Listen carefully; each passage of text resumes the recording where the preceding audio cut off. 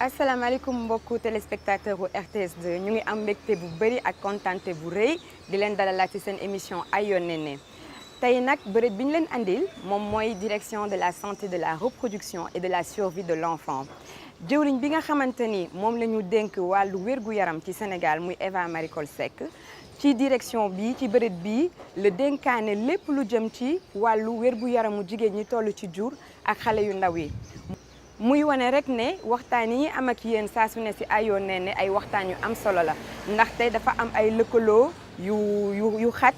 yu jege ak wàllu koom-koom ak liy jëmale réew kanam dañuy jàll si biir dem waxtaan ak docteur Aïssatou nga xamante ni docteur Bokar Daf bi nga xamante ni mooy jiite direction de la santé de la reproduction et de la survie de l'enfant moom la ñu booleel pour mu gën ñu yaatal waxtaan bi ci seen wàllu liggéey ak ci seen wàllu ay mission yu nga xamante ni moom la leen président de la République ak ministre de la santé dénk. mbokku téléspectateurs yi ñu ngi ba tey ci locaux direction de la santé de la reproduction et de la survie de l'enfant comme ni ma leen ko waxee woon docteur Daf dafa nekk mission mu boole ñoo ak docteur Aïssatou Diop mu tertu ñu koy gërëm di ko jaajëfal ci temps bu mu ñu accordé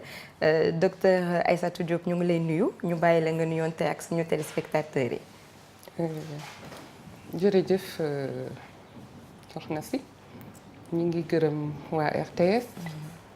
RTS 2 équipe yow ak équipe bi nga àndal yépp sawar nañ ci di gisee ak yéen di waxtaan ak yéen ndax lu ci bëri yéen a ko mën a jottali askan wi moo tax lii daal ñaan nañ yàlla mu nekk loo xam ne day sax ñu ngi nuyu ñi ñuy déglu tamit bu baax di xam ne ñoom ñoo tax ñu toog fi jërëjëf. merci beaucoup docteur Aïssatou ñun ba ñu commencé émission bi ba tey waxtaan yi ñuy waxtaan yëpp ñu ngi xamal suñu mbokk téléspectateurs yi ne am na solo ndaxte lu jëm ci wàllu wér-gu-yaramu jigéen bu toll ci jur ak xale yu ndaw yi dafa lëkkaloo ak koom-koomu réew ak ni réew di jëmee kanam bi ñu gisee nag ni ministère de la santé dafa ber direction wu lëmb jagleel ko question yooyu dañu ne woon daal dinañ ñëw kàddu gi bu jugee ci yéen ñi ñuy seetaan dinañu gën a dëggal loolu noonu ñu leen doon wax. jërëjëf Marème ni nga ko waxee rek ci sa introduction développement koom-koom santé dafa bokk ci li ko lal mën nañ ko wax bu ñu ko doon wax ci tubaab la santé est un facteur de développement mën nañ wax sax ne day garantir développement te buñ nee santé nag li nga xam ne source de vie mooy yaay ak doom ci la lépp di jaar kon nag moo ci war a jiitu loolu tax na ba mbootaayu xeet yëpp bu ñu dajaloo bu ñuy def objectif du millénaire pour le développement wala objectif de développement durable yi ñu tënk lu ñuy wax ci santé yaay ak doom moo cay jiitu mooy nekk premier objectif bi fii ci Sénégal tamit plan national de développement sanitaire bi boo ko jëlee le premier objectif mooy wàññi ni yaay yi ak doom yi di feebaree ak di faatoo ci réew mi kon nag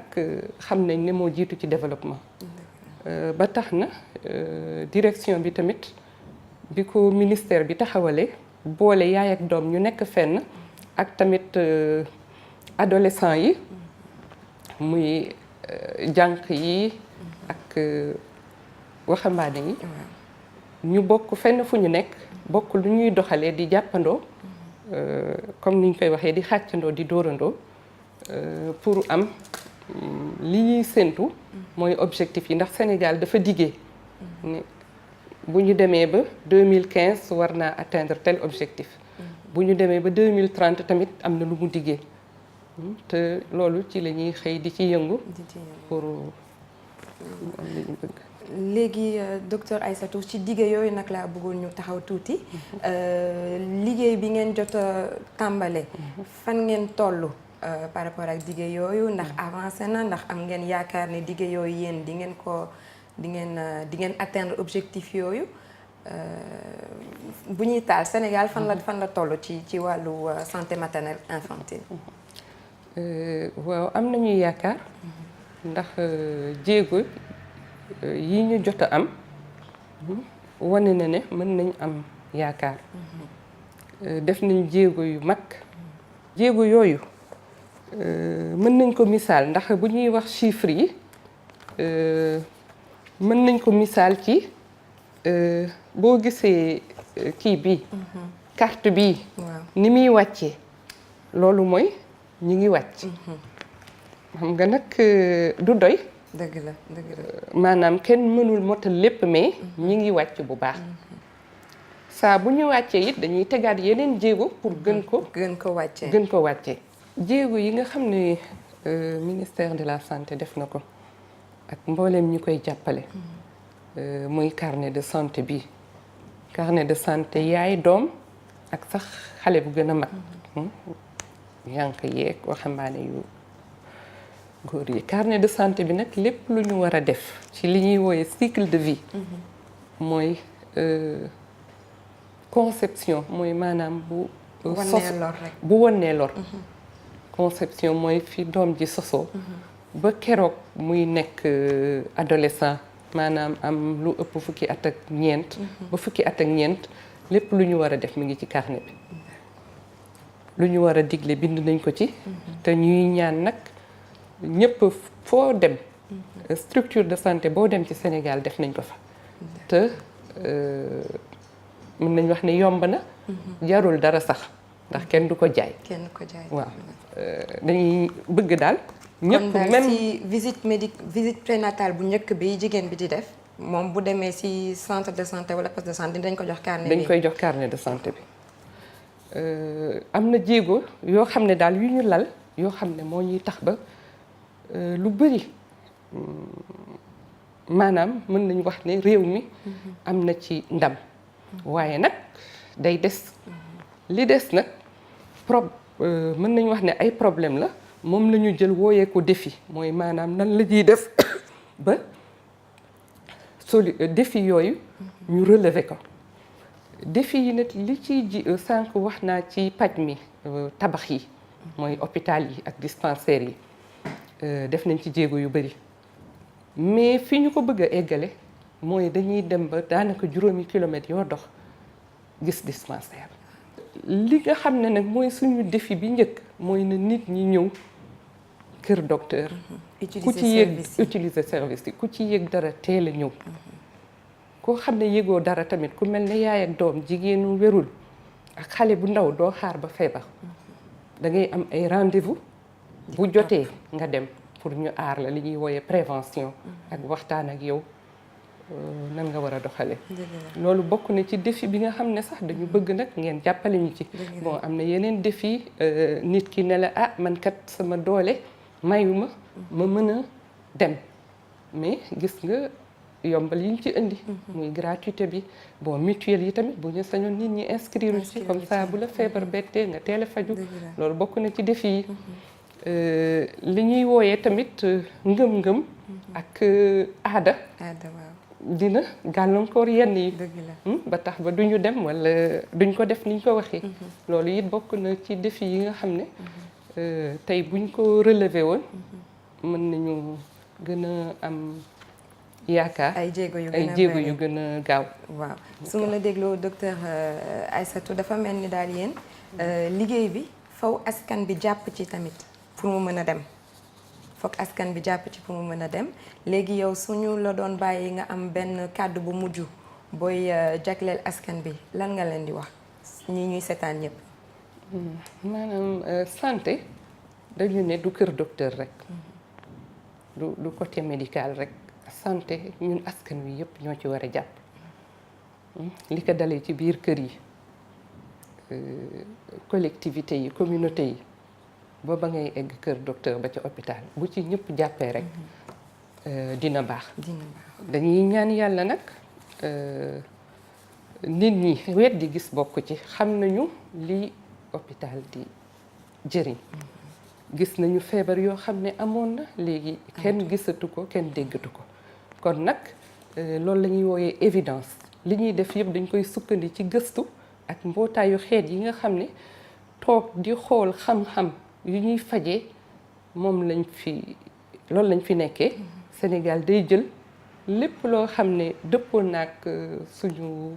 politique ñu jël ko di ko doxal dañuy ñaan yàlla li ñuy toog di liggéey nit ñi ñëw di ko jëriñoo yaay ak doom la ñuy wax sànq ba léegi ñu ñaan tamit papa yi waajur yi grand-mère yi muy maam yi ak bàjjan yi gis nga programme bàjjanu gox loolu it bokk na ci li ñuy jàppale bu baax ñuy ñaan yàlla ñu xam ne ñoom lañ fi nekkal suba gu ñu xëyee ba guddi ci service nit ñi la ñuy daw yéen tamit nag lii moom doorte rek la mais na sax te fu këru taskatu xibaar nekk di jokkoo waa santé jërë ngeen jëf jërëjëf docteur Aïssatou foofu nga daanele sax man foofu lay rebondiraate ndaxte depuis ñu commencé émission bi daanaka ay yaay la ñuy gën a di jox parole ñuy wax di ñu expliquer seen jaar-jaar di ñu wax fi ñu jaar ci seen ëmb ci seen ay wasin tey nag lu bees la mu ngi doog di am ñu décidé def numéro Ayo Néné bi ak ay papa ñu invité leen fii ngeen accueillir leen yéen tamit ci direction bi ñu bëgg waxtaan ak ñoom ci wàllu allaitement maternel ñoom sax daanaka xamaguñu ban thème lañ leen di la waxtaan bi di sasoo ñu tax dañ ko bëggoon def ci lu nuroog quiz benn jeu ñu poser leen ay questions xool ndax ñoom seen xam-xam tamit màcc na ci wàllu question yi nga xamante ni yéen ci ngeen di liggéey ak ñun tam émission bi si la ñuy dox depuis quelques mois docteur Aïssatou ñu ngi lay remercier encore ci tartal bi di remercier waa direction de la santé de la reproduction et de la survie de l'enfant yëpp commencé ko ci agent bi nekk ci suuf ba ci kaw kilifa bi di docteur Daf ndax wax dëgg fa yàlla ça fait ay jours wala sax ay semaines ñu ngi préparé émission beeg yéen te saa yu ñu leen woowee saa yu ñu leen soxlawee ngeen wuyu ñu lu ñu soxla yépp ngeen yombalal ñu ko. merci beaucoup docteur Aïssatou jërëjëf merci. mbokku téléspectateurs yi yéen a ngi ba tey seen émission Ayo Néné d'habitude nag dañ leen yóbbu ci hôpitaux yi ci centre de santé yi ngeen di gis borom blouse blanche yi waaye tey nag quiz lañ leen andil quiz bu nga xamante ni participants yi duñu ay yaay waaye ay baay lañu baay yi nag duñu n'importe quel baay ñoom dañoo créer benn groupe Facebook ci réseaux sociaux yi la ñuy yëngatu ñu tuddee groupe bi Génération Super Papa saabu du fóot boppam waaye ñoom ñoo ko waxal seen bopp ma bàyyi ñu présenté wu ku ci nekk après ñu gën a waxtaan ci groupe boobu ngeen créé. asalaamaaleykum maa ngi tudd El Hadj Abdoulaye Seck nekk ci membre fondateur ci Génération Super Papa. d'accord. asalaamaaleykum maa ngi tudd Rasoul Thiam bokk ci Génération Super Papa yaakaar naa maa ci mujj. asalaamaaleykum man maa ngi tudd Bamba Ndour bokk ci Génération Super Papa. mu nga xam ne dañ ci fekk suñu xarit Abdoulaye Seck mu nga xam ne vraiment moom moo nekkoon à l'origine de l'idée. moo nekkoon c'est vrai moo nekkoon ci njëlbeen bi moom moo génne woon idée boobu. ñu tàmbali waxtaan bi ak El Hadj ndaxte El Hadj yow yaa fondé groupe bi lan moo tax nga xëy bés ne da ngay créer benn communauté ci réseaux sociaux yi pour dajale papa yi. waa li ko indi mooy dama lire ci journal je crois que Soleil la woon ñu génnee ci benn étude UNICEF mooy organisme bi nekk Nations Unies di. lijjanti mbirum xale yi ñu noon ci juróom-ñaar fukki réew ak ñeent jàpp nañ ci lim bu toll ci juróom fukk ak juróom % ci population boo jëlee téeméer bu nekk juróom fukk ak juróom jàpp nañ ne papa yi duñ foog seen doom yi nga xam ne ni dañ âgé de 4 à 5 ans maanaam xale yi ndaw yi mu xawoon ma jaaxal parce que bu ñu jëlee man sama expérience et peut-être je pense que expérience ñeneen ñi la sama doom yi à peu près âge yooyu la ñu am et te lu ci bëri journée bi yëpp dañ koy passer ensemble ñu ñooy nekk ndoo di foondoo di tout cela donc mu nekkoon affaire boo xam ne ni daf ma jaaxal beneen bi mooy que boo xoolee réseaux sociaux yi lu ci bëri am na ay groupe de jigéen ay yaay am na ay groupe yoo xam ne ni groupe mixte la ay yaay ak papa ñoo ci nekk mais amul benn groupe boo xam ne ni ay papa rek ñoo ci nekk alors que ñu jàpp ne papa yi am na rôle important boo xam ne nii dañ koy jouer mu baaxoon ñu am suñu benn ruq boo xam ne nii dañu fa toog yenn saa yi waxtaan parce que groupe bi booy xool am na ay célibataire am na ñoo xam ne ñu ngi doog a takk jabar am nañ ci am doom am na ay senior tamit ay gradé donc mu doon baax aussi ñu nekk groupe boo xam ne nii danañ waxtaan ñi nga xam ne nii ñoom ñoo ëpp expérience wala ñoo ëpp vécu ñu mun xelal ñeneen ñi sottante xalaat képp koo xam ne nii aussi am nga lu la jaaxal wala jafe-jafe nga ñëw waxtaanee ko si donc loolu moo indi woon affaire bi biñ partagé xalaat bi ma gis ne aussi octu bu dajeeg weesu gestu bu dajeeg octu la rek ma octu bu dajeeg gestu papa yi ñu ngi ko doon xaar donc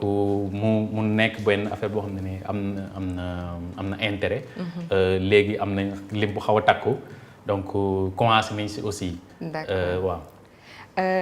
Rasoul wala Bamba lan moo tax yéen ngeen ne bi ngeen gisee groupe bi ngeen ne yéen da ngeen ciy dugg lan moo leen motiver waaw comme ni nga ko waxee da di loo xam ne effectivement da di loo xam ne dañ koy tàmm di gis nga xam ne ay papa lañ wala ñoo xam ne ay potentiel futur papa lañ pour ñu am milieu benn cadre boo xam ne dañ si weccante xalaat boo xam ne dañ waxante ku si nekk la nga xam ne moo nekk ca biir soo soxlaa conseil tamit nga mën a dem si ñu nga xam ne peut-être ñoo la expérience nga xam ne en toute honnêteté en toute liberté dañ la mën a waxal lan lañ xalaat si mbir boobu donc idée boobu bañ ko soumettre on a acheté parce que soo koy seet benn genre croisement fertilisé xam nga nu ñu koy waxee si kii sottante xalaat boo xam ne soo ko toppee ba si njëlbeen bi njëriñ rek la ñuy mën a jural waaw parce que dañ di ñoo xam ne soit ñu ñoo bokk même classe d'âge am na si ñoo xam ne sax ñooñu mag ñooñu ak expérience am na si yoo xam ne am na ñaari soxna ñooñu day baax toujours ngay saafonteeg ñoom pour ñu mën wax fan ngay teg sa tànk pour suñu njaboot yi nga xam ne moom la ñu yàlla xéewale ñu mën di leen accompagner comme na mu waree. D'accord Rasoul maanaam yéen a bokk génération ngeen ay jeunes papa soo leen doon comparer seen bopp ak peut-être suñu ay papa yéen yan différence ngeen gis entre yéen ak suñu ay papa ci wàllu implication bi ngeen impliqué aussi éducation beeg joxe soins yi sax léeg-léeg. différence yi wuute yi moom bëri na de. dina bëri lool ndax ñaare du ma wax sama pap du ma wax waa pap keneen waaye li ñu seetlu ci ni ñuy dunde bàyyi de dañuy xala beru nekk kilifa kër gi moo am nag ñu ci wute am na ñoo xam ni buñ ñëwee xale yi dañuy daw dar leen am na ñoo xam tamit buñ ñëwee kër gi ne selaw kenn dootul wax kenn dootul voilà loolu moo fi am mais tey ak àdduna ni mu ubbee ko di gis nañu yeneen xeeti jëflante diggante baay ak doom soo ko gëstoo da ngay xam ni wax dëgg yàlla nga jege say doom moo ëpp solo moo ëpp njëriñ ci ñoom surtout nag boo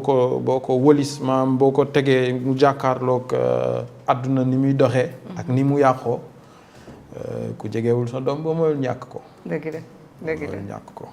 merci beaucoup waaye génération Super Papa ci seen taxawaay ànd ak ñun ci fob bi ñu nar a def damay jàll présenter docteur Maty Diagne Camara moom moo ñuy accompagner ci quiz bi ñuy def léegi waxaguma leen ko woon nag boobu ba tey mais tey thème bi ñu jël allaitement maternel la donc comme yéen nag yéen a tuddee seen bopp Super Papa yaakaar naa ni waxtaan bu ñu indi rek di ngeen ci wane xarañ ah docteur Maty ñu ngi lay jaajëfal ci taxawaay bi ñu soxla woon torop sa teewaay fii pour suñu papa yi suñu tontoo wala ñu xaw a tarxiis nga mën leen tegaat ci raay docteur Maty ñu bàyyi la nga nuyoon teel ak suñu téléspectateurs yi. jërëjëf madame Mbodj ñu ngi nuyu téléspectateurs yi di nuyu ñi nga xam ne aussi ñoom lañ bokkal plateau bi di leen wax ne que man maa ngi liggéey fii ci fi ñuy wax direction de la santé de la reproduction et de la survie de l'enfant di saytu li nga xam ne mooy aaju alimentation ak nutrition population yi bu ñu waxee direction santé de la reproduction ak survie de l'enfant nag li muy tënk mooy ñun ñooy saytu wér-gu-yaramu jigéen ñi ak seen doom yi donc jigéen ñi dépp lu nga xam ne moo bokk ci seen reproduction ba ñuy am doom bu ñu amee doom ba pare nag boole ci aussi seen wér-gu-yaramu doom te ci biir wér-gu-yaramu doom yooyu kuy wax wér-gu-yaram da ngay d'abord commencer ci lekk ba te kuy wax lekku xale la ngay njëkk a wax mooy allaitement donc mu nekk lu am solo te may rafetlu également émission bi di rafetlu aussi période bi ñu ko defee parce que ñu ngi ci mois d'août ku wax mois d'août wax semaine de l'allaitement maternel te ren ji semaine de l'allaitement maternel thème bi mu indi dafa coïncider ak papa yi super papa yi lii ñuy def parce que thème bi mooy soutenir les femmes pour un bien-être dans l'allaitement maternel donc muy wax ne que dañu war a jàppale jigéen ñi pour que jigéen ñi mën a allaiter correctement seen doom yi donc mën a nourrir dundal seen doom yi te ci biir jàppale boobu nag dañuy def appel aux décideurs bu ñu waxee décideurs mooy toute la c'est-à-dire les politiques d'abord ñuy lancer un appel à l'Assemblée nationale pour ñu donc jàppaleñ ci loolu au niveau politique mais également suñ partenaires yi nga xam ne ñoo ñuy jàppale mais bu ñu jógee foofu aussi li gën a am importance mooy la communauté parce que jigéen ji mi ngi ci biir communauté bi te lu ñu xam ci allaitement dafa am yu bari yu nga xam ne ci biir communauté bi ay croyances la yu nga xam ne dañ koy def ci bopp femme bi ba nga xam ne des fois xëy na peut-être fi mu waroon tegu du fa tegu donc ñuy def appel à la communauté suñu waxee la communauté nag cette fois-ci dañ ciy jiital góor ñi parce que góor ñi comme ni ñu ko waxee ñoom ñoo nekk ak jigéen ñi donc pour que jigéen ki mën na commencer allaitement continue ko surtout li nga xam ne mooy allaitement maternel exclusif nga xam ne dafay dem ba 6 mois il faut que góor ñi am ci taxawaay pour mën a jàppale seen jabar yi il faut que aussi entourage bi mooy belle-mère yi goro yi mooy njëkke yi mooy yeneen sœurs yi il faut ñu jàppale jigéen jooju ba nga xam ne jigéen ji dina mën a continuer allaitement parce que allaitement dafa am yu bari yu ci nekk donc psychologiquement il faut que femme bi taxaw pour mën a allaiter doomam te loolu dafa am njariñ bu bari bu nga xam ne dina ko apporter xale bi dina ko apporter yaay ji mais dina ko apporter famille bi et au-delà dina ko apporter toute la communauté. Merci beaucoup docteur Maty am na solo. super papa yi pare ngeen. ayca première question bi OMS mbootaay bi ëmb dëkk yi nekk ci àdduna bi yëpp te muy toppatoo wàllu wér-gu-yaram digle na allaitement maternel exclusif docteur Maty wax na ko léegi nii ba 6 mois léegi nag bu ñu rombee 6 mois yooyu OMS lan la conseillé mën nañ topp allaitement bi ba keñ ñu njëkk a laaj El Hadj Abdoulaye yaa moom question bu njëkk bi. bu rombee 6 mois yi. waaw mën na allaiter ba 2 ans. ba 2 ans. waaw. docteur Maty. waa loolu dëgg la bu rombee 6 mois yi nga xam ne mooy allaitement maternel exclusif bi. bu nga xam ne boobu dama ci bëgg a. taxaw tuuti je pense que OMS nee na mën nañu allaiter ba 2 ans et au-delà. et au-delà. et ci biir nàmpal boobu. il faut ñu taxaw tuuti ci nga xam ne mooy 0 à 6 mois. loolu la ñuy wax allaitement maternel exclusif je pense que période boobu lépp lu nga xam ne mooy yàq. lekku xale bi foofu lay jógee parce que ci 6 mois yooyu foofu la ñu war a allaiter xale bi jox ko seulement du lait maternel et rien d'autre sauf su fekkee ne xale bi dafa nécessiter ay médicaments sous forme de sirop ñu jox ko mais bu dul loolu même ndox. waaw foofu kenn waru ko jox xale bi parce que dama leen di xaymaal tuuti suñu jëlee meew. meew yaay ji ñu def ko ci. tuuti ñu def ko ci benn kopp bu ñu ko defee ci benn kopp da ngay gis ne que dafay sédimenté bu sédimenté di nga gis ne que am na 75% volume bi lu nga xam ne moom la ñu tuddee lactosérum. te lactosérum boobu ndox la ak ay protéines anti-infectieuses c'est-à-dire ay protéines yi nga xam ne dafay lutter contre les infections donc xale bi loolu ndox moomu ci nekk ci lactosérum boobu doy na xale bi. xale bi su fekkee ne da nga koy jox ndox place boobu loolu waroon jël. ndox mi da koy jël ce qui fait que xale bi loolu koy jariñ quantité bi nga ciy jël dootu ko jëlati dafay. ndax biir bi day fees ndax biir bi day fees. en plus de cela en plus de ci lactosérum boobu am na yeneen ci éléments nutritifs yi nga xam ne lu nga xam ne mooy ay lactose beeg li nga xam ne mooy graisse yi. mi ngi fa nga xam ne loolu dafa baax. protéine bi pour croissance xale yi lactose bi ak graisse bi mooy jox xale bi énergie mooy jox xale bi sawarte donc loolu dafa baax. léegi Rasoul deuxième question bi pour yow la Rasoul jigéen bi bu ko yàlla mayee bakkanam ba mu jur bébéem si waxtu yu njëkk yi ak jour yu njëkk yi ween bi day génne soow bu diis buy xaw a mel ni dax bu jaune colostrum la ko tubaab di woowee est-ce que soow boobu baax na ñu koy jox xale bi mu nàmp ko. trop. waaw wax ñu ci tuuti. ndax colostrum en fait dafa ëmb ay doom yu am njëriñ ci sàmm xale bi ci feebar yi nga xam ni mën na koo dal maanaam colostrum dafa riche ci ay anti-infectieux ci ay vaccin sax mën naa ko tuddee yoo xam ni daal dina ko aar ba xale bi feebar yu bëri du ko dal. d'accord docteur Maty est-ce que am nga loo ci yokk. waaw moom de def naa. macha allah de macha allah li ma si yokk rek mooy que colostrum boobu moom lañu tuddee le premier vaccin de l'enfant. nga xam ne xale bi war na ko jël dans la première heure bu juddoo te comme ni mu ko waxee colostrum boobu dafa bëri ay ferñeent. am na élément nutritif yi comme ni ma ko waxee lactose bi protéines yi ak graisse yi mais en plus de cela dafa am yeneen élément yu nga xam ne dafay aar xale bi comme ni ma ko waxee anticorps yi nga xam ne moo nekk lépp li nga doon xam ne moo doon xeex feebar ci yaay ji day jaar ci colostrum boobu ñëw ci xale bi donc day tax xale bi bu juddoo rek bu ko jëlee am na déjà ay armes contre les infections mais aussi allergie yi day tax xale bi également yenn allergie yi du ko am kon colostrum boobu am na solo. am na solo Bamba léeg-léeg ay jigéen dinañ dégg ñu ne man de du may am soow man bariwuma soow. est-ce que yow loolu kàddu la ba nga xamante ni da nga koy dëggal est-ce que am na jigéen yoo nga xamante ni du ñu am soow.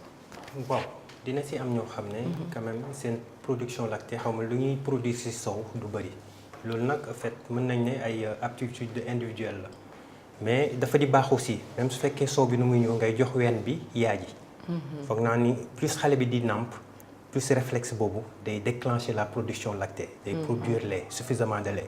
aw ma soow rek doo jox xale bi wala mu damay jëli biberon loolu moom dañ koy déconseiller. noo koy gën a jox ween bi muy gën a am production de lait. docteur Maty. waaw loolu tamit def naa dëgg la. ndaxte li ñuy wax ne que dañ koy dégg souvent. man aw ma soow donc du ma nàmpal sama doom. dama bëgg a wax ne rek ne ci biir ñàkk soow boobu xëy na peut-être bu ñu jëlee ba 5% moom lañ mën a xayma ne xëy na peut-être mën na nekk benn cause bu nga xam ne physiologique la wala également mu nekk ay causes yu nga xam ne c'est lié au stress à l'environnement mais bu ñu jëlee 95% des cas façon bi ñuy nàmpale moo tax femme bi du am soow parce que c'est vrai que femme bi booy soog a wasin xëy na peut-être yow yaa ngi sonn yaa ngi am tuuti douleur sa doom aussi xëy na peut-être cus bi mën nga ko dugal bu baax ci gémmiñam su fekkee ne loolu amul effort boo def wala kenn jàppale wala ci loolu à commencer par sage-femme yi la wër ak sa mbokk yi buñ la jàppalewul ci loolu yow da ngay toog te plus ngay toog plus réflexe yi nga xam ne dafa waroon indi soow mi dafay inhibé wu donc ci technique gu vaccin ci technique gu aliment bi mooy tax jigéen bi au fur et à mesure mi bañ a allaiter doomam rek soow mi dafay daal di tamit dellu moo tax ñun bu ñuy wax ak jigéen ñi dañ leen di wax ne que booy nàmpal sa doom jox ko benn ween na ko nàmp ba ween bi jeex nga soog a changer beneen ween parce que bu koy nàmpal jël benn ween bi premier lait bii ñëw dafa xaw a oyof ndox mi moo ci ëpp bien que dina am éléments yi protéine bi lactose bi ak graisse yi dina ci nekk mais plus muy nàmpal plus soow boobu di gën a épais plus la quantité graisse bi ci nekk nga xam ne mooy gën a sawarloo xale bi di yokku donc booy nàmpal sa xale sa doom da ngay commencer nàmpal bàyyi ko xale bi di xëcc ba nga sentir ne que ween bi vide na te bu vide xam nga dara nekkatu ci xale bi da koy bàyyi su ko bàyyee nag nga changer jël beneen ween bi jox ko su fekkee ne que xale bi suur na aussi boo koy nàmpalaat commencer ci ween bi nga xam ne boobu nàmp nga ko woon ci boobu. dëgg la dafa mel ni day dëggal li nga doon wax sànq ne jigéen buy nàmpal ñëpp ko war a jàppale. may ko xel mu dal mu mën a def loolu ci ni mu gënee daal. ci ni mu gënee c'est-à-dire war nañ ko jàppale psychologiquement war nañ ko jàppale aussi bàyyi ko may ko temps. parce que su fekkee ne jigéen la buy nàmpal bu nga xam ne da nga war a nàmpal sa doom da nga war a en même temps togg. war a en même temps fóot yaa ngi xalaat root yi ak yooyu yëpp. jigéen bi boo ko defee doo am sa temps nàmpal sa doom dinañ gis sax benn jigéen mu nga xam ne day nekk di fóot toog fi muy fóote doom ji di lang ci benn côté bi mu jox ko ween bi te xale bi pour que tété bi efficace am na yaay ji nu mu war a toogee am na yaay ji nu mu war a téye doomam position kanamu xale bi sax lèvre xale yi menton xale bi par rapport ak ween bi yooyu yëpp dañ ko war a respecter ba nga xam ne mën nañu wax ne que foofu tété bi xale bi tété efficace na. docteur Maty pour gën a dëggal li nga wax ni yëpp am nañu benn magnéto bu nga xamante ni benn vidéo 3D la buy expliquer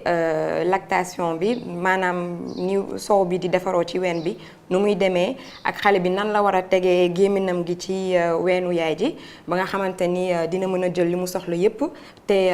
du sonn ñu bàyyi leen ngeen seetaan vidéo boobu ñu dellu si suñu quiz. li ëpp solo ci weenu jigéen bu ñuy jàngat ni mu war a nàmpalee doomam mooy cus bi nekk ci cat bi ak der bu lëndëm bi ko wër ci bën bën yi la sow mi di génn picc yi lalu ci der bu lëndëm bi dinañu faral di génne ndox bu niin buy aar ween bi ci yenn xeetu doomu jàngoro yi ba noppi tax der bi du didim weenu jigéen nag ku xool ni ko borom bi tëralee daa gis ne defar soow mooy njëriñam bi njëkk mbuus yu baxa yi ñooy ëmb soow mi bu ci nekk dina ànd ak benn tuyau bu sew buy rawale soow mi ba ci cus bi li ne ci mbuus yi nag te tax soow mi di defaru du dara lu dul ndox ak ferñeent yi nekk ci deretu yaay ji bu ko defee saa yu liir bi ŋànkee weenu yaay ji ba tàmbale ko muncu mbuus bu ci nekk dina yàbb la mu soloon ci soow ci liir bu tooy nag nàmp tax ko yomb lii yoon mooy liir bi ŋànk cuus bi yépp ba gémmiñ gi muur der bu lëndëm bi ko wër waaye bu fekkee ne liir bi dañu ko bàyyi mu sex catu cuus bi rekk du mën a xëcc soow mu bari ba noppi dina faral di indil yaay ji ay dagg-dagg yu metti gis ngeen leeral yu am solo yooyu vidéo bi def suñu super papa yi yéen gis ngeen ni am ngeen wàllu am solo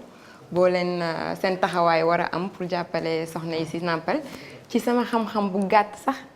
wax nañ ma ne ci ci diine l'islam sa soxna buy nàmpal am na salaire war nga yëkkati xaalis ngeen négocier ko fay ko bàyyi yéen def ngeen ko fay ngeen. xam naa daal soxna si moom bu toogee ba ci yàgg dana jublu ci man ne ma yow sax danga maa waroon fay waaw bu ko defee nag ma daal di koy encourager rek. waaw xam ne tamit nampal bi ñoo ko bokk. dëgg la waaw mais jàpp naa li ci am solo mooy différence bi entre mam yaay ji ak papa ji. ci taxawaay bi ñu war a taxawu xale bi mooy nampal presque nampal rek lañ mënul def. mais li ci des yëpp war nañ ko mën def donc loolu aussi xeetu jàppale la. xeetu jàppale la dëgg la léegi ñu jàll suñu question suivante boobu Abdoulaye yow laa koy posé dañuy faral di wax ne liir buy nàmp biberon maanaam meew yi ñu defar ci société yi ci lay gën a gaaw a suur que buy nàmp ci ween est-ce que loolu yow da nga koy dëggal.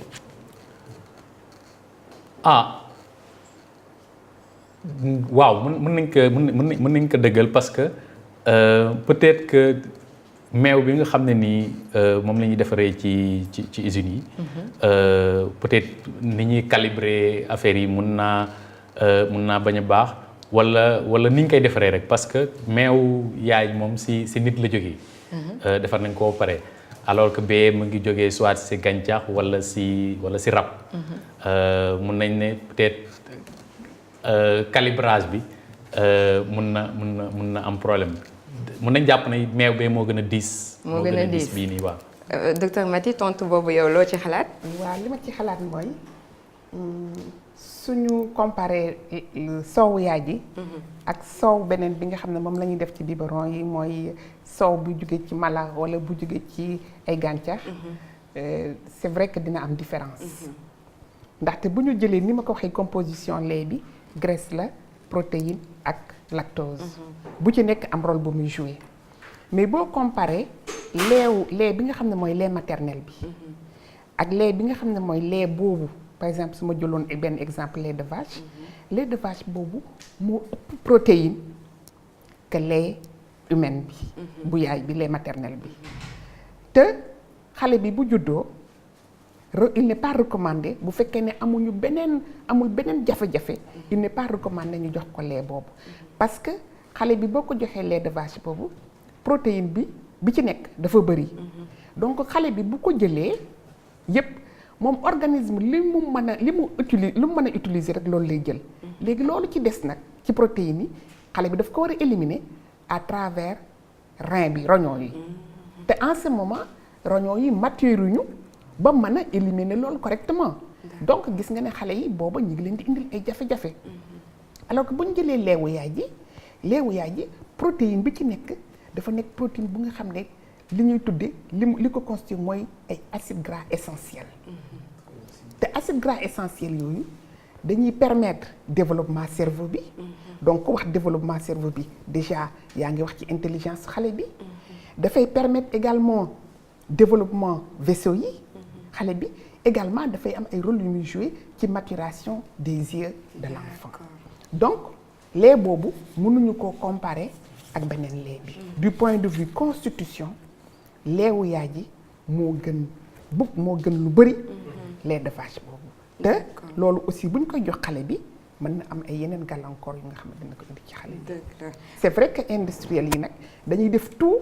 pour se rapprocher le plus de lait maternel mais toujours lait maternel bi moo gën a baax ci xale. dëgg la foofu sax docteur Maty bëgg naa ñu taxaw fa tuuti parce que léeg-léeg jigéen mën na wasin mais jëlee fa feebar wala muy jël traitement médecin am ne ko garab bi ma lay bindal nii day jaar par exemple si ween bi donc munoo allaiter léeg-léeg mën na am. donc bu fekkee ne am na jigéen yu ñuy seetaan nga xamante ni ñoom ci cas boobu la ñu nekk bëggoon nañu nàmpal mais. diglewuñu leen ko pour des raisons médicales est-ce que mën nañ leen rassurer tamit ne bu ñu joxee seen doom biberon donte wee na gën seen doom du ci jëlee tamit ay lor yu jéggi dayoo. xam nga wax naa ci njëlbéen que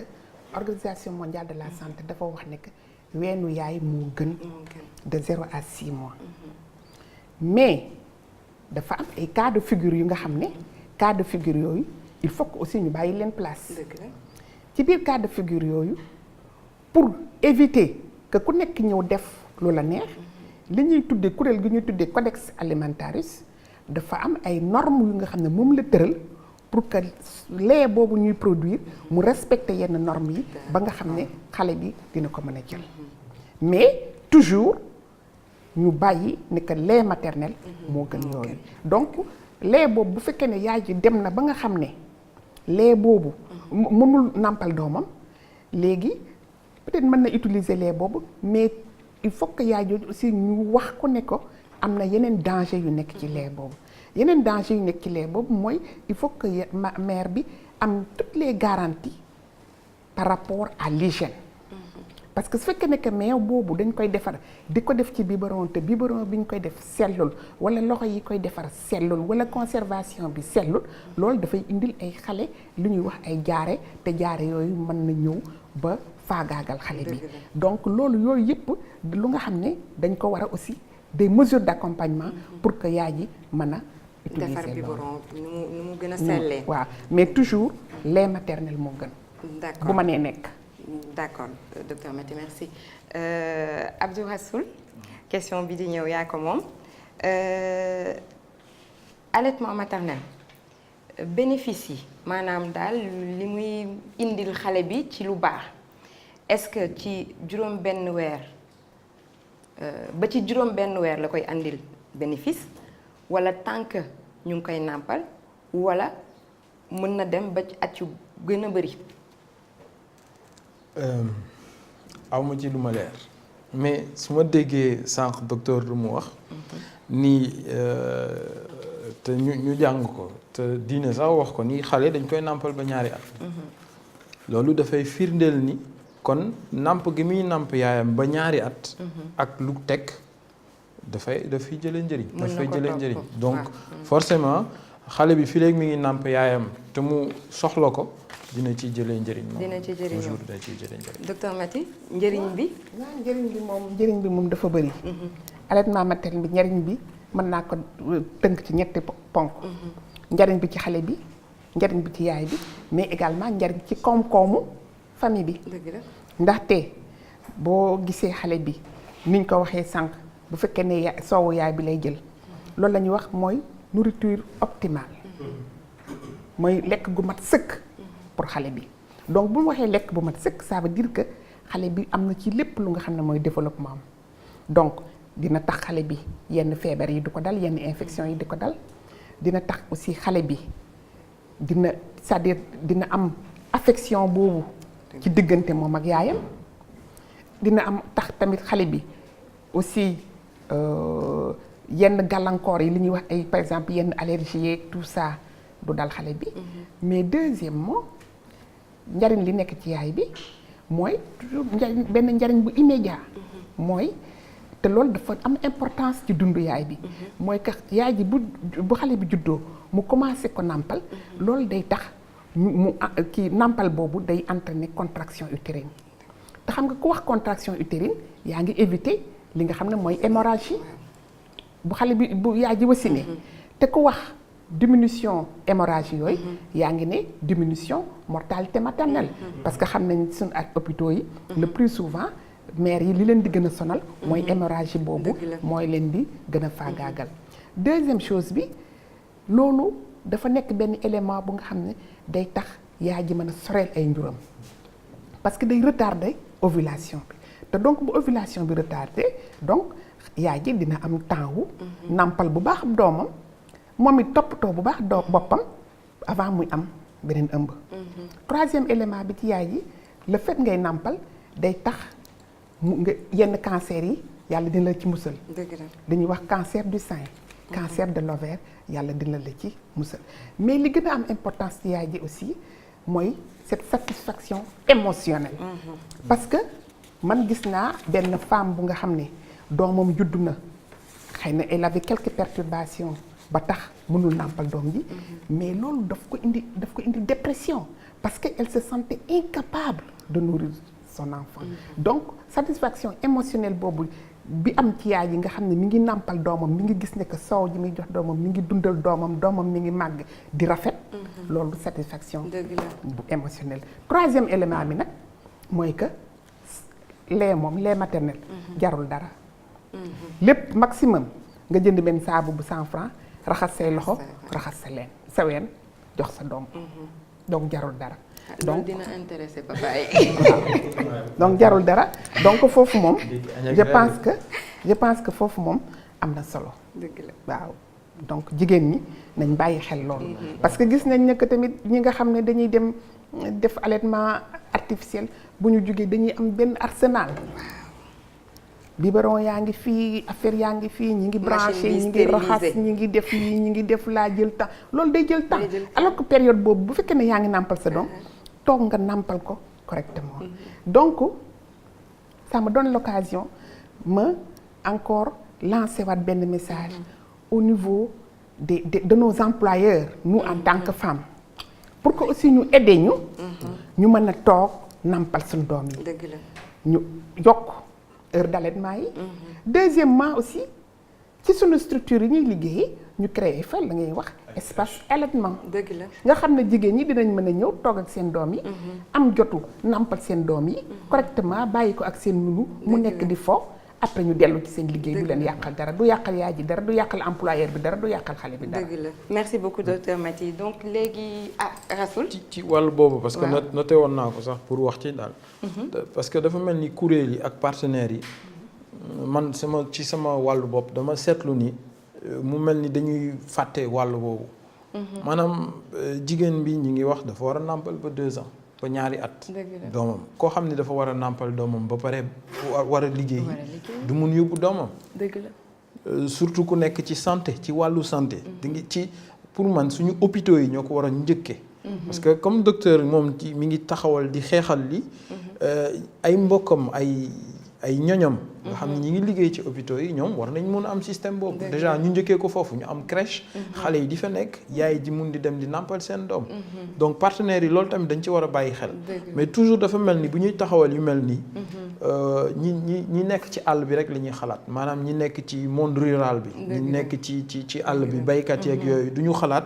ñi nekk ci taax yi ñi dem liggéey xëy di liggéey yi du ñu mun yóbbaale seen doom donc loolu lu jar a sóoraale la pour njëriñ bi ñëpp mën ko bokk. dëgg la docteur Maty loolu bokk na ci seen. yi ngeen di liggéey. waaw loolu bokk na ci li ñuy liggéey fi mu nekk nii sax ñi ngi nekk di liggéey encore. pour li nga xam ne que xamoon nañ ko ay année 92 mooy li ñu tuddee initiative hôpitaux amis des bébés. nga xam ne pour nga nekk hôpitaux amis des bébés. am na 10 ponk yu nga xam ne da nga ko war a tëral ci biir 10 ponk yooyu yëpp mooy dafay ëmb ni ngay entourer yaay ji ni ngay accompagner yaay ji pour ñu mën a nàmpal bu baax seen doom yi donc ci biir loolu aussi ñun am nañ benn document de politique lu ñuy wax document de politique alimentation du nourrisson et du jeune enfant ci biir document boobu aussi wax nañ ci loolu ñi ngi def plaidoyer pour que ci biir structures yi en tout cas yi nit ñi di liggéeyee mu nekk structure de santé mu nekk ay entreprises mu nekk dans les ministères ñu mën a créer espace allaitement boobu ba nga xam ne jigéen ñi dootuñu obligé dagg seen liggéey daw nàmpal seen doom ñëwaat ak perturbation yi ci am yépp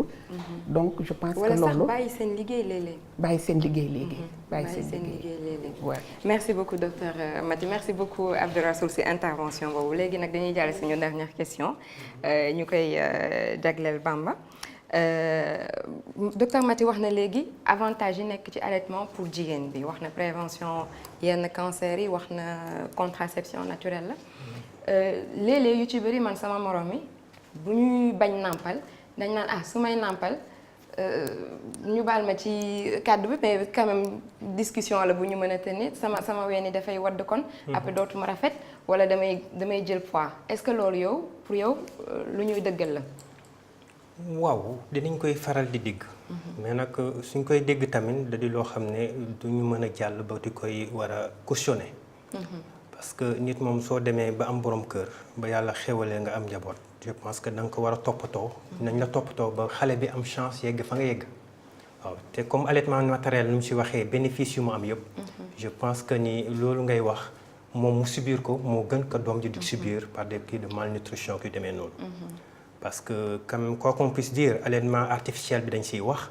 mais dañuy gis de plus en plus xale yi dañuy am problème d'assimilation de ce lait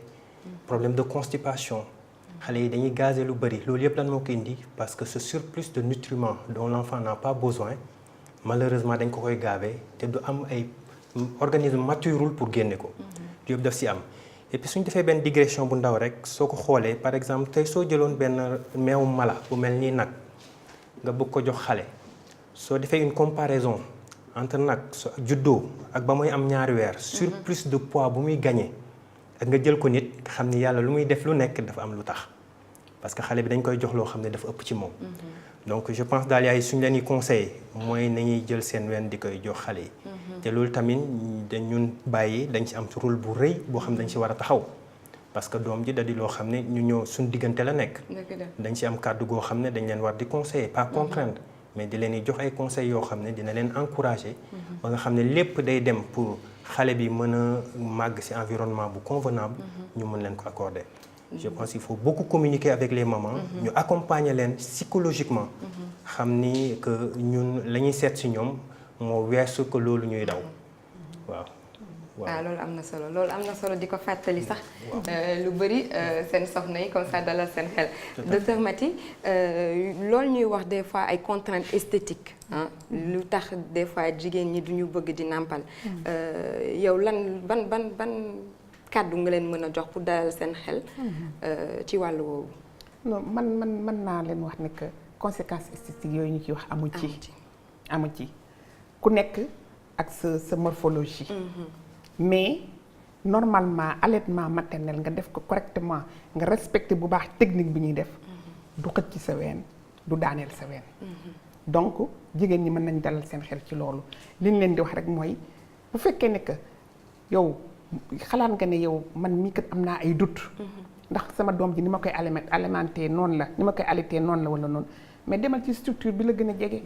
nga gis sage-femme ba nga ne ko man kat dama bëggoon nga jàngal man ñuy allaité parce que man maa ngi soog a am doom surtout xale yu ndaw yi soog a am doom maa ngi soog a am doom te xaw ma sama doom bi nu ma koy nàmpale léegi dina la wax expliquer exactement ni ngay toog ba nàmpal sa doom te yow doo ci am benn problème esthétique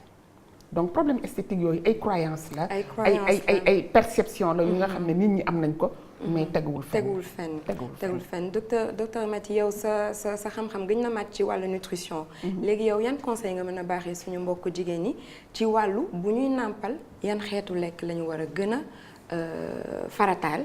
naka la ñu war a defaree ñoom seen lekk ak seen taxawaay ba seen ween seen meew gën a bëri gën a riche. xam nga jërëjëf ci question boobu parce que da nga may jox occasion ma ñëw ci li ñuy wax la fenêtre d'opportunité. Cette fenêtre d'opportunité bu nga xam ne c'est une fenêtre de 1000 jours. bu nga xam ni day jël en compte lekku yaay ji ak lekk doom ji. mais fenêtre des 1000 jours boobu dafay commencer premier jour conception wu yaay ji. ba xale bi bu amee 2 ans. mooy bi soxna si wannee lor déjà. bu xale waaw kay bu soxna si wannee lor. ba muy am 2 ans loolu la ñuy wax fenêtre d'opportunité bu nga xam ne yaay ji dafa war a am lekk bu normal. lekk bu équilibré bu ñu waxee lekk nag bu équilibré dañuy wax lekk bu équilibré lekk bu sain lekk bu nga xam ne daf koy lekk au moment qu'il faut. aussi bien doom ji que yaay ji. donc jigéen ji bu nekkee en état de grossesse war na am lekk bu normal ci biir lekk boobu nag mooy rek damay rappeler ne que am na yu nga xam ne dañ ko war a teg de côté. lekk trop salé trop sucré trop gras yooyu da koy jël teg ko de côté. yaay ji na lekk bu sell ci biir lekk bi il faut mu am xeetu lekk yi ferñeent yi nga xam ne mooy tabax. li nga xam ne moo lay protéger. li nga xam ne moo lay jox énergie te ci biir lekk boobu. dañuy wax ne que toujours nañ renforcer consommation fruits ak légumes yi ci biir togg bi donc ci fànn boobu aussi damay ñaax sama mbokk jigéen ñi ñu xool seen façon yi ñuy toggee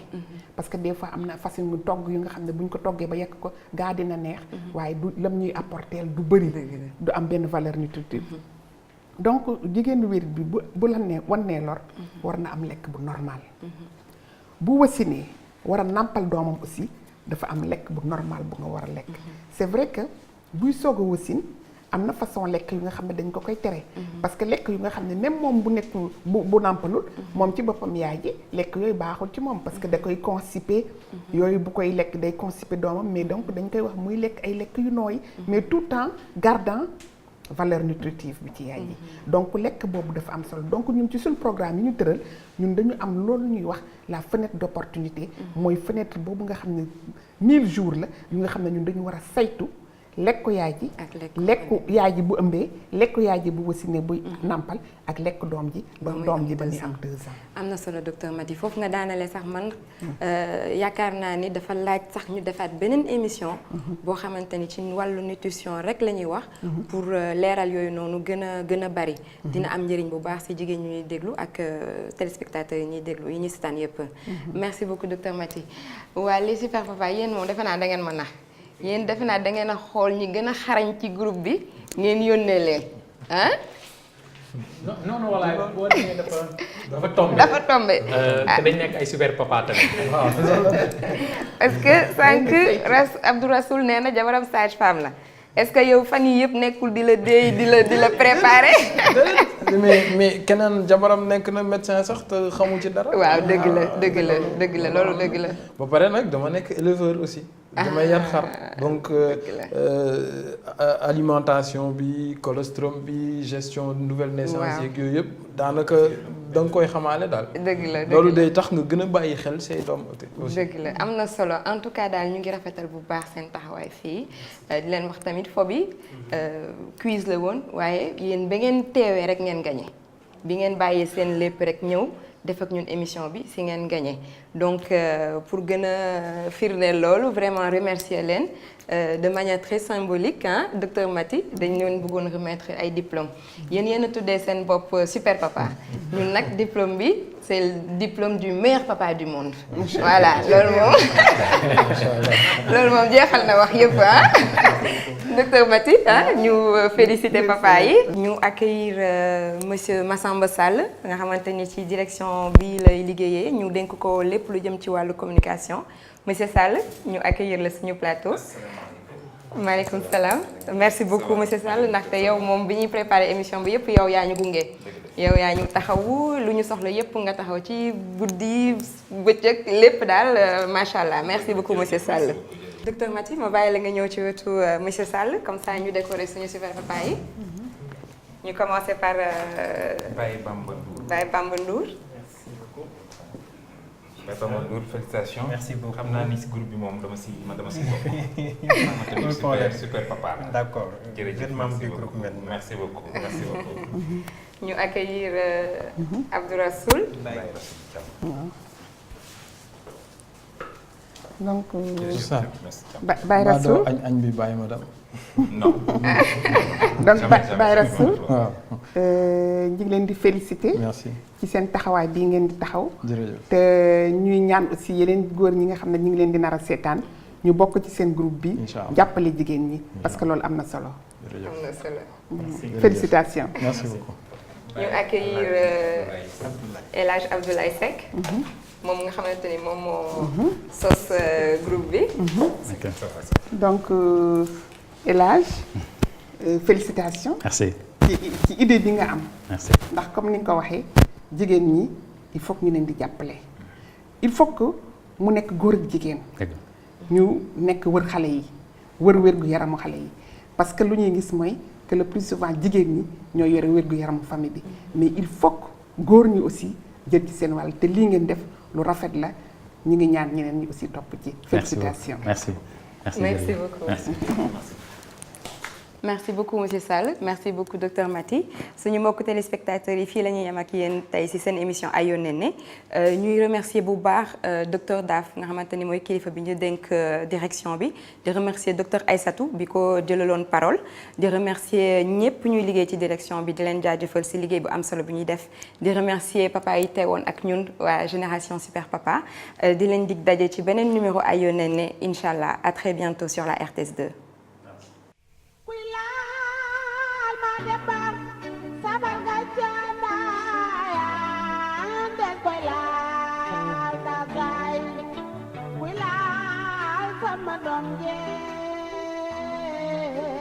Kala